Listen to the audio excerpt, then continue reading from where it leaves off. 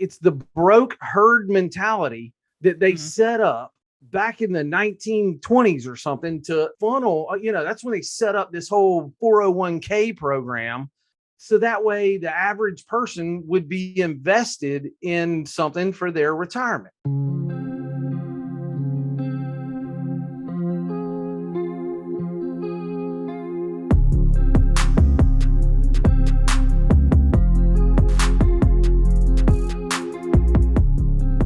Welcome to The Conscious Investor.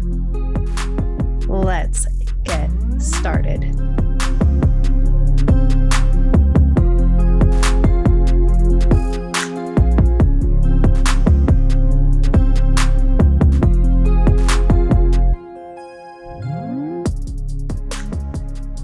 Conscious Investors, welcome back. I'm going to give you a heads up that this is one of my favorite people to hang out with and spend time with. We're partnered in a deal in Des Moines, Iowa that is just absolutely outperforming the pro forma. And it's just been such a joy to be able to get to know Charlie through that process. That's how we met and, got connected and everything. And so all that to say, this is actually going to be a spicy conversation because pretty spicy. It's going to be so spicy because Charlie and I, we like to talk. And we're really passionate people, and we're passionate for you, conscious investors. We're passionate for you, passive investors who have been on the sidelines, hemming and hawing and trying to make your decision. Do I pull the trigger or do I not? Okay. And so I'm just, that's my disclosure, which, I'm transparent on the show. So I don't need a disclosure, but I just want you to know nothing inappropriate, but you need this. You need to hear this information that we're about ready to discuss. Okay. And so with that said, Charlie, dude, I'm so thrilled to have you on The Conscious Investor. Welcome. Julie, so glad to be here. So cool to see you again. Seriously. And the Des Moines project is just kicking ass. It is like an amazing, they've just done an amazing job with that. Yeah. And I'm so excited for all of the investors that we were able to bring to the table. I know that my investors were excited that distributions were coming out early and everything. That it's been phenomenal. And you know what? I'm so excited for those investors because many of my investors in that deal, that was their first deal that they ever invested in. And they're very, very happy that they made that choice. And so let's speak to some of those people right now that are on the sidelines. Why should somebody, I'm just going to go straight for the jugular here. Yeah. Why, what's the deal? Why? There's a lot going on in the world right now. And we were talking about it off air and I'm like, let's just hit record. Let's be spicy. There is. And I tell you the truth, I had a lot of seasoned investors that went into Des Moines, Iowa because they saw it. All our new guys that have only been in one or two deals, they're like, where in the hell is Des Moines, Iowa? They're like, is that even in this country, man? I'm like, yes, it is. And the demographics check out. The place is blowing up. Rents are skyrocketing. It's just it was a great move. It really was a great move. And they missed the boat on it. Yeah. They missed the boat. And we have seasoned investors that are like, let's go. Let's find another Des Moines, Iowa project. Oh, man. I want to find another Des Moines, Iowa. Well, wait, I have one of those. I mean, right within now. 3 months, it was hitting third year projections. So that's pretty awesome. It doesn't always happen like that, but it always happens pretty well. I mean, we've got a lot of projects that have done really well. So the reason why, America should get off their behind and get into these deals. Okay. Jerome Powell just said, last Friday that he's raising the rent, man. He's jacking up the rent. Rates are going up. I think they're going to move it up like a whole point, 100 bips or something like that within the next month. That is going to have such an adverse effect on the stock market that it's not even funny. I mean, they're trying to drive the rates on bonds. It's just going to make the stock market crash.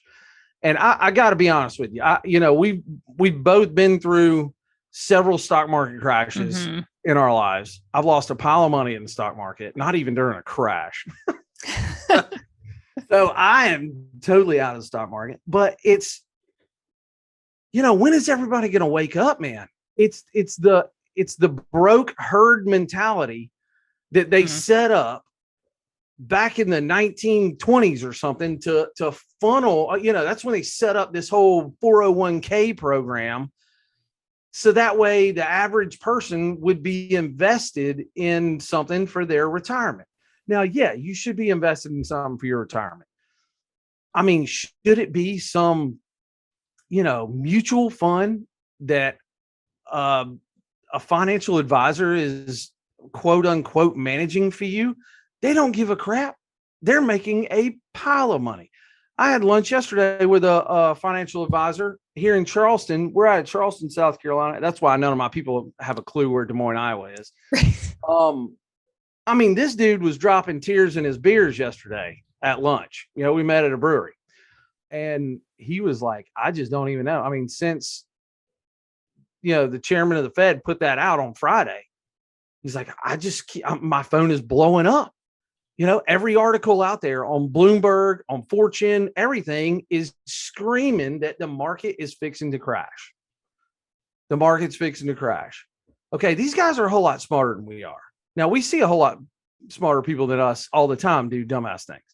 But I got a feeling they know what they're talking about. And why on the world, a lot of this information, your average blue collar American is not going to go read Bloomberg articles. He doesn't get the updates like I do in the morning. I mean, I get the emails saying, oh, here's a few articles from Bloomberg. Here's a few from Fortune, and I click on them and read them. Yeah, I would scan through them. I don't really sit there because we make our own fortune here. So, but reading that, I'm just like, oh my God. I mean, I started this really not, we're going to make, really good money off of our apartment complexes and other investments that we have out there in the real estate world. But I did this so that I could help my friends, my family, the everyday investor. Yes, some of our stuff is for only accredited investors, but even then, I mean, seriously, I got accredited investors have no idea how to sign a freaking DocuSign. So, I mean, these aren't the brightest guys in the world either. They just know how they've made money, but it's just, I just want to scream it from the mountaintops, man, protect yourself. We have a investor CPA. She was all her clients were big money guys in Manhattan. She got totally out of the market. She's totally out of the market now. She called me about 3 months ago. She's like, I'm done. I'm out. Well, looks like she made a good move pulling out 3 months ago, because it's fixing to just take a nosedive. And I mean, all these guys are going to lose half their life savings. Something they've been working so hard for, and they're going to lose it. But it's going to come back. So I was actually talking to somebody yesterday.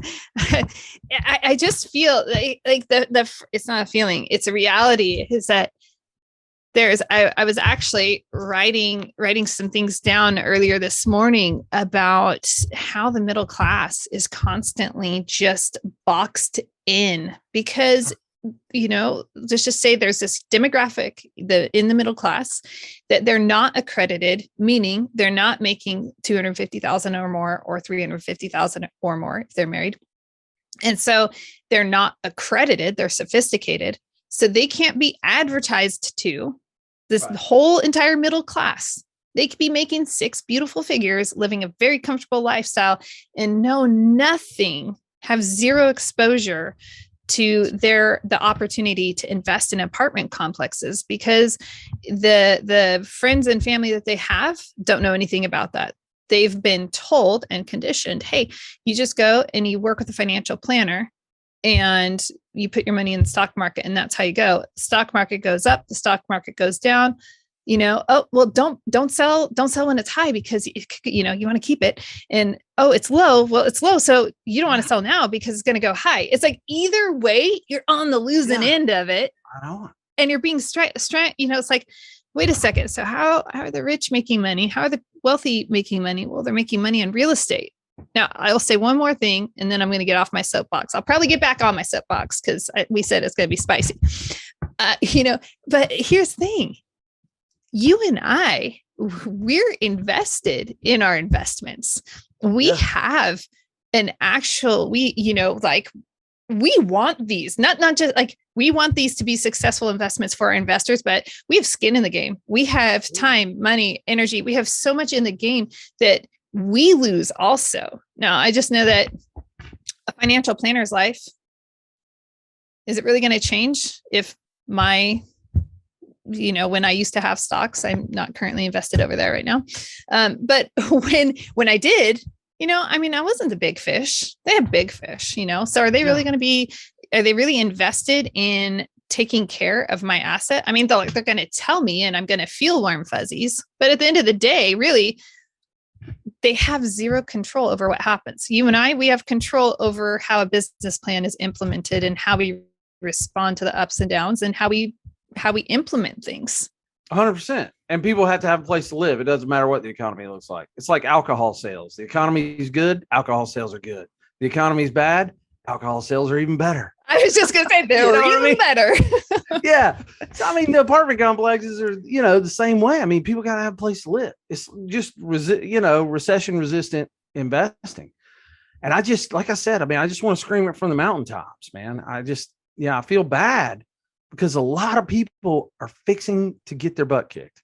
And the financial advisors out there, God bless them. I go hunting with a group of financial advisors every year. So listen, I love these guys. These guys are my buddies. They're not bad people. We're not saying they're bad people, y'all. Just to be clear. But, they have to do, they're in it for their big gain. They're in it for the big companies that they work for, they're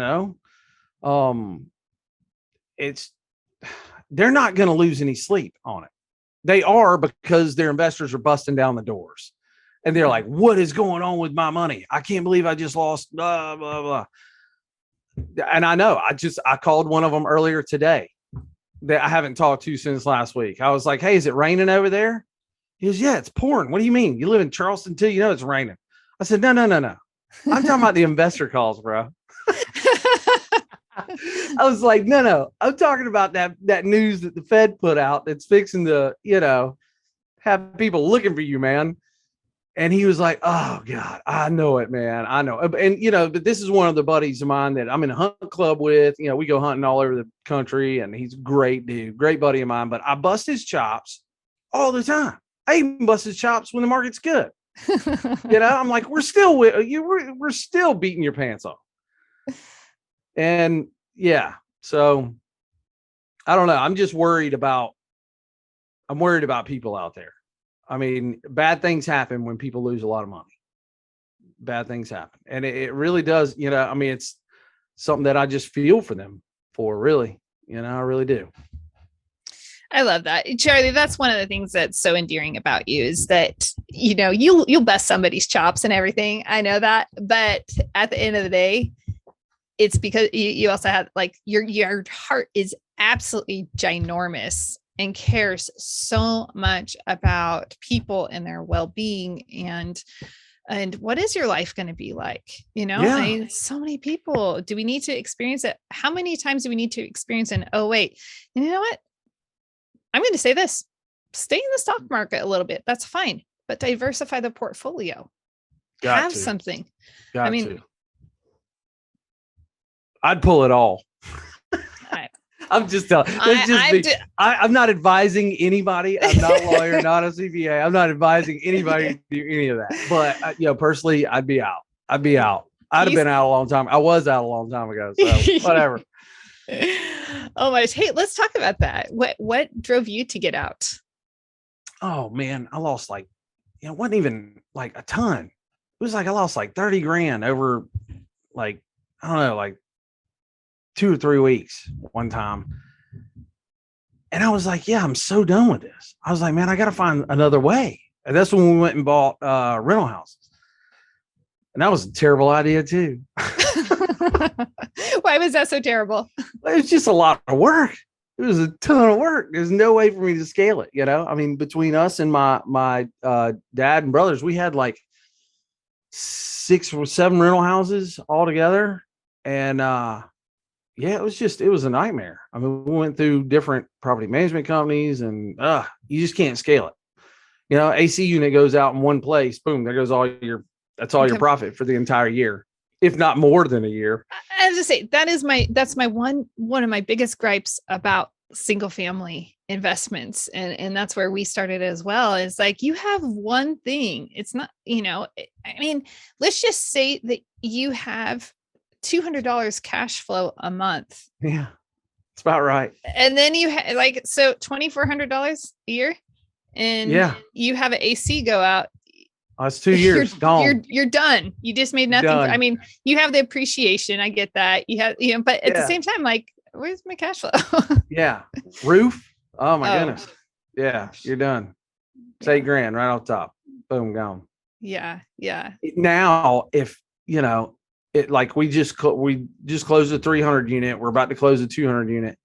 If I find out about an AC unit going out, I would be so pissed. And I would be like, why are you even telling me this? I don't even want to know that. Just take care of it. Handle it. I mean, it just all, it costs money.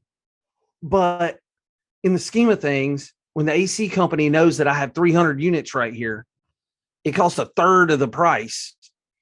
And, I don't even know about it. Somebody moves out. That's fine. Fill it. I don't need to know about it. I mean, we check vacancy rates and all that stuff, monthly on properties, but it's not going to, I don't lose any sleep over it. One of my tenants moves out of a house that I own. Oh my God. We gotta start throwing stuff on Facebook or whatever. Somebody rent my house. Well, for me, that transition over into, the apartment space, it made so much sense. It's like, oh, wait a second. I have a business. I'm buying an already functioning, already operational business, and I'm improving it. And within that business, there's a budget and there are allocations, and here are the projections for this, which allow me to rest at night, to sleep at night, and to not worry about those phone calls. It's like, okay, well, don't worry. There is money. There are reserves set aside specifically for that AC. Oh, we were already planning that there's going to be a certain level of vacancy. That's fine. We have it accounted for. And it's so much more reassuring and steady compared to my experience at single family. 100%. Yeah. 100%. Okay. So you started at single family. What'd you do next? Went straight into apartments. I mean, or actively? Actively. Yeah. It's capital raising. Charlie's got a lot of energy, y'all. He's always, he's built a bunch of businesses very successfully, and he downplays everything. So I have. Well, I mean, we just sold a company, and it was a general contracting firm, and I sold it to my brothers.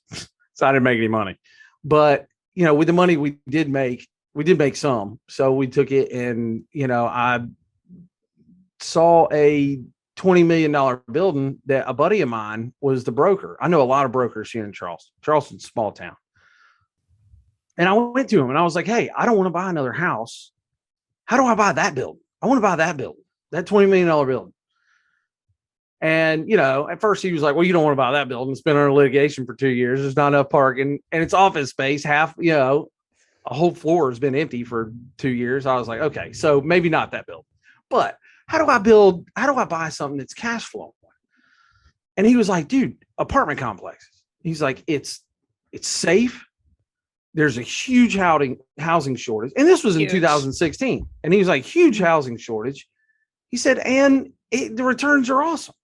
He said, yeah, when office is filled up, he said, we make, 3 to 6 points better on office than you would in apartments. He said, but like I said, that floor has been vacant for over a year. Yeah. And that's money coming out of the owner's pocket. And I was like, yeah, I don't even want to contemplate that. But if an apartment goes vacant, well, we got 100 more, to go. Mm-hmm. Mm-hmm. So yeah, it just made sense. And he told me, he was like, man, I don't even sell that product. He sells warehouse and office. That's it. And he was like, so go get one and we'll invest with you. I was like, let's go. So yeah, I went to this conference, and met some people that were doing, a lot of deals at that time. And, they have, 14 plus apartment complexes right now. And they asked me, they said, hey, you want to come raise some capital for us? I was like, let's go, let's do it. So I went and visited the properties and did my whole, due diligence thing. And I mean, as a former general contractor, I mean, it's, I'm used to that kind of stuff. So yeah, we raised some capital for it and raised capital for them again, and found a couple other guys that, I knew for a while just from being around the business. And, we got to know people real well before we get in bed with them. Yeah. So, big time. Yeah. Yeah. I mean, I'm one of those very, I've been married 22 years, and I'm once we get going, man, I'm this faithful. Is commitment. This is commitment. And I want to make sure I'm committing to the right, to the right people. So, it's been a pretty good ride, we had one apartment complex did not do well at all. What did that look like? Because everything's done so well. And I know of a couple of situations that haven't gone well, but over the last several years, most things have been cushioned by, the market just being so gracious to everyone. Yeah, actually 100%. Generous, straight up generous, not just gracious. So what happened with this one? We closed on it in February of 2020. And then I know you couldn't even make that up, man. And, COVID hit in March. That was it. Everybody quit paying rent. No way. So was it a C class? Tell us about this property. How many units? Yeah, Tell it was me about C class. Yeah. And within the first few months, we had, stabbing there and just a nightmare. But, even it's turned around now. But I mean, we didn't make a distribution for over a year. But, I kept up with our investors on that well enough that they actually invested in deals after that, even while they weren't getting any distribution. Mm-hmm. Now, that's the only property that this particular group has that performed like that. Mm-hmm. And I know that for a fact, just checking on everything, Right. And it just, that one property just kicked you in the pants. No, it's good to have. I think it's good to have those experiences. And for me, I'd rather vicariously have those experiences than have them myself. So I appreciate that because I'm glad we could do that for you.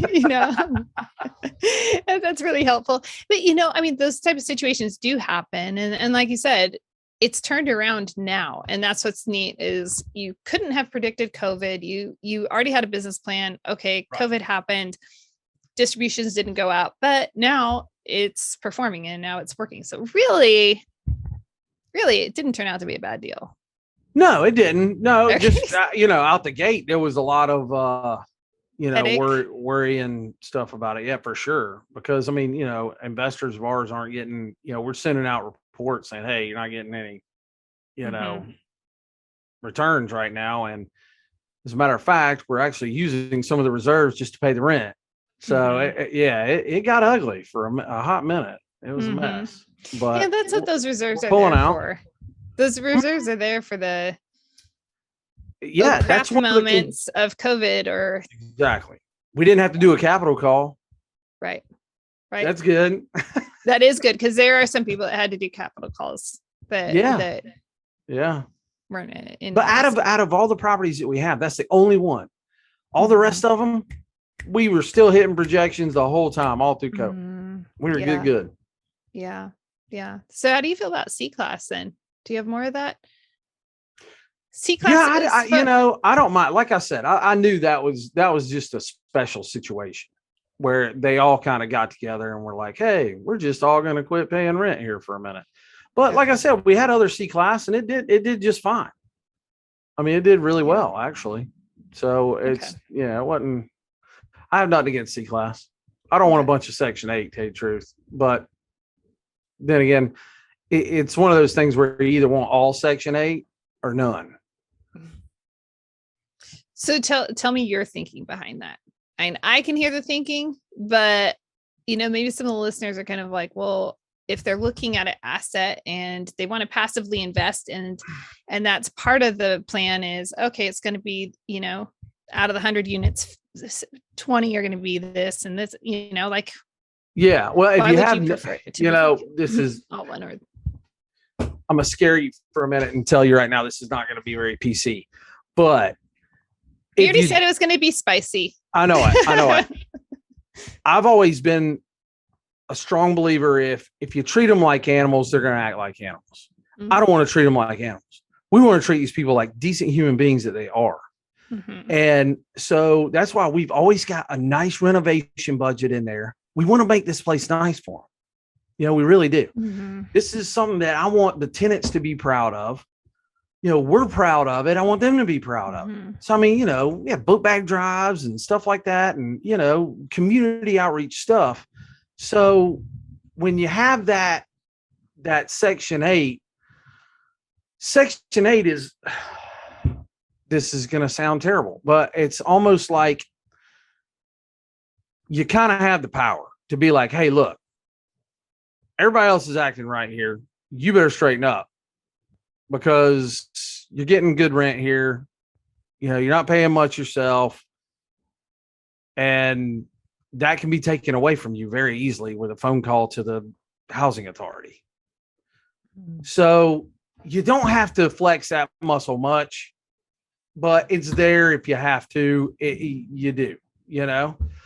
If you have no Section 8, then it's, you know, I don't know. It's just a kind of an easier way to bring the sense of community is a whole lot more than if you have, and the sense of community is there when you have all Section 8 as well. Mm-hmm. You know what? My mother, growing up, when my parents got divorced, I was 5 years old. My mom lived in government housing in Raleigh, North Carolina. So I know I lived there half the time with my dad at the country club, half the time with my mom in government housing. Wow. But that was like oh my God, I'm 45. That was a lifetime ago. But if you have Section 8 and non-Section 8, that's just the line where the non-Section 8 people that are just right there hovering around that are pissed because they're not getting Section 8. Mm. And half of their neighbors aren't having to pay rent, and they all know about it, and they're pissed about it, and they don't think they should pay rent. I mean, we got all our rent from Section 8 people, you know. I mean, they're only paying like $150 a month or something, you know, on top of what we're getting from the housing authority. But the people who aren't, and, you know, say they were in food and bev or something and they lost their job. I mean, we worked with people like crazy if they wanted to be worked with. That was the big issue here. So most of them didn't care. Like we would do everything, fill out all the paperwork and be like, here, sign here. And they just didn't care. They didn't care. They were like, well, you can't kick me out anyway. So global pandemic or whatever the guys in Washington were calling it. Yeah. So that's where it was kind of disastrous, was the people that hover right there around just above the Section 8. I told you, there's no other way to explain it besides getting pretty non-PC about it, but whatever. I don't know. I don't even know that you would got non-PC about it at all, actually. But it's interesting when we look at the climate culture that is created, right? And so that's really what you're talking about, is the culture of a community is influenced by the, you know, different members that are creating that community. And yeah. And that's really what happens. You get a handful of them that don't have to pay rent, and the other ones find out about it. They're all pissed. It gets messy. It gets messy. It got messy. Spicy. It got spicy for sure. It's true. You know, and I'm going to add a lot of people who are not involved in active real estate on this side, if they're passively investing, and the beauty of passively investing is I'm not worried about my investment because I know that the general partners are taking care of everything. But if those people if they don't fill out the paperwork, then okay, well, you're up the creek. Even if they do submit all of the paperwork, if they move before the paperwork's filed, you'll never receive it. You'll never receive any of the back pay or anything at all for that apartment complex. So it's gone. And I know a lot of active investors who've experienced that, where they're like, wow, so they basically got 8 months of rent for free because even though they filled out this paperwork, we're stiffed. We didn't get anything. See, that's actually a little bit more granular than I actually get because I didn't know that.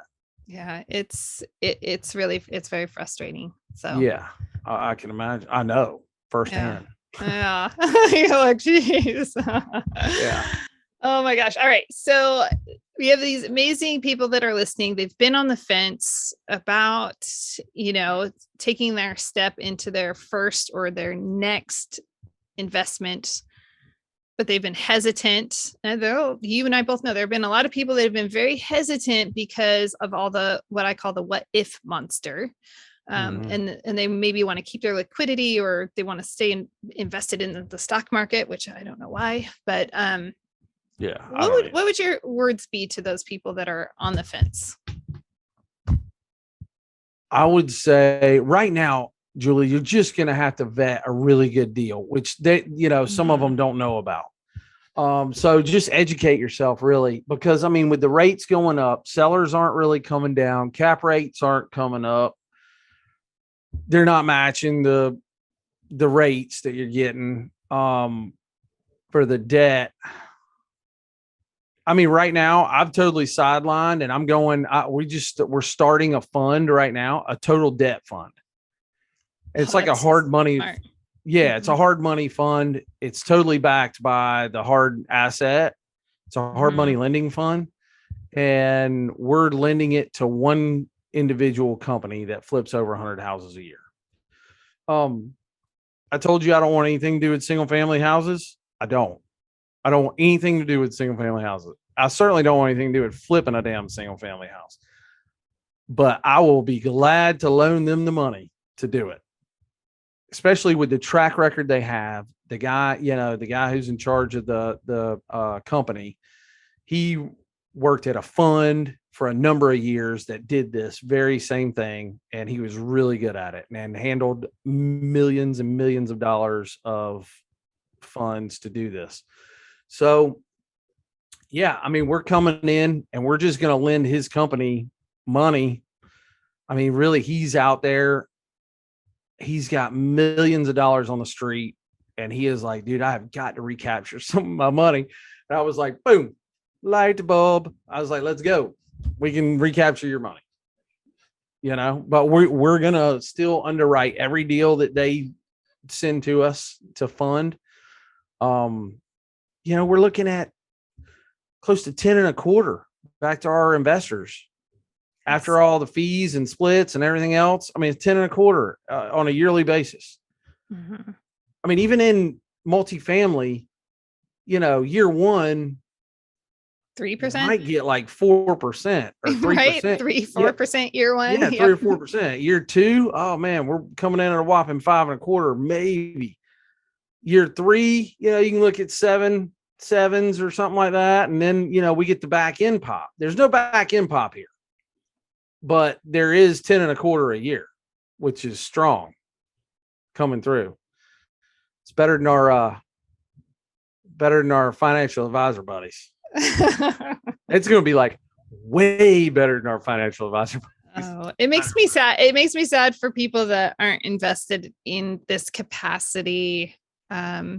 Just because it really is going to make a big difference for a lot of people. Particularly, you and I are both in our mid 40s. And so, for people in those middle years, this is where, losing and getting set back 15 years of what you've built and having to rebuild that is really, that's going to be very frustrating. And how about somebody who's 60? I just can't even. 61, 62, these guys, now they're working until they die. Right. And it's sad. It is so sad. Like you said, I love people. I love to help people. I really do. We do, we're involved in so many different charities here in Charleston. It's just so awesome that, we go feed the homeless on Wednesday. We fed the homeless yesterday downtown. We have a hot dog ministry. We go downtown, feed them hot dogs. And then on, once a month we go to a big government housing facility, like high rise here in Charleston, and we feed them all lunch and we bring out all the grills and stuff. It's to our church, and we feed a bunch of people. I mean, we just, our heart's definitely for people here. I just I don't know how else to get out there to them, to be like, guys, you better hurry up. Yeah. And figure something out. If it's not putting your money with us, that's totally fine. We got plenty of investors. We'll always take more, but we got plenty of investors. We can make deals go. But you got to get it out of the stock market, man. You got to. I mean, a guy says, Warren Buffett's in the stock market. Warren Buffett is not in the damn stock market. He buys controlling shares of companies, and he has to do that in the form of stock. He does not play the stock market. Once he buys that controlling share of a company, he sends his troops into that company to go make that company badass. That's how he makes money. It's not by sitting around with a stock market chart pulled up on his ticker desktop. tape. Yeah, he has no ticker tape going on.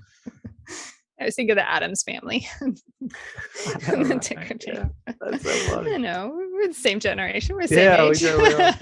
Lurch and, yeah.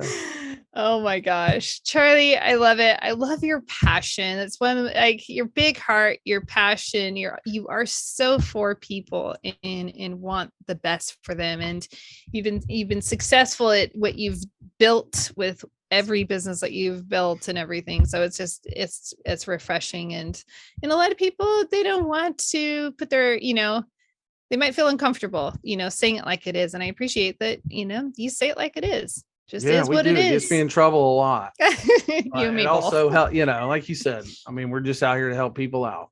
Yeah. Oh, I love it. Okay. Best way for people to reach you. Right now it's, CordellCapital.com, CORDELL capital.com. It's named after my grandmother. She was, lived like a pauper her whole life. When she passed away, she left the family a lot of money. So she was that kind of conservative, with her finances, and just always had her family in mind, top of mind. And that's the way we want to be. Oh, I love it. That's even more endearing. We are working on thestockalternative.com right now. We've been working on it for like 2 weeks, and that's what this fund is going to be through. That's cool. Thestockalternative.com, and that will be up and running next week. Okay. So when this goes live, you can, you guys can go check that out, because this will be airing after it is live. Thestockalternative.com. Thestockalternative.com. Can't believe you got that domain. Did you have to buy that domain? Did you have to go through the broker system to get that? It just seems like I'll be honest with you. He probably did. It's a partner of mine that I'm partnering up with a guy on it that I've known for years. I play golf with him every Friday. So he's been in real estate for a long time as well. Oh, love it. Thank you, Charlie. I appreciate you coming on The Conscious Investor and your time and just your big heart and determination to serve people. Hey, listen, it's always great to see that big Julie Holly smile. Love it. Thanks. Amazing conscious investors. Remember, adventure belongs on the trail, not in your investing, not in your personal life, not in your financial life. So if you need any support with, your personal development and transformation, reach out, schedule a high performance strategy call. If you are looking at your finances and you're freaking out about the stock market and it's cyclical, it will happen. So you need to decide, where am I going to be? Charlie has options. I have options. And so make sure that you reach out, schedule discovery calls with people like Charlie, with people like 3 Keys. Okay. And until next time, live big, love bigger. What's the big deal about investing in apartments? Why is it better than investing in a slew of single family homes? I've compiled a lot of information on why investing in a multifamily, also known as apartments, will help you reach your investment goals. Head over to 3keysinvestments.com and download the Why Invest in Multifamily guide today.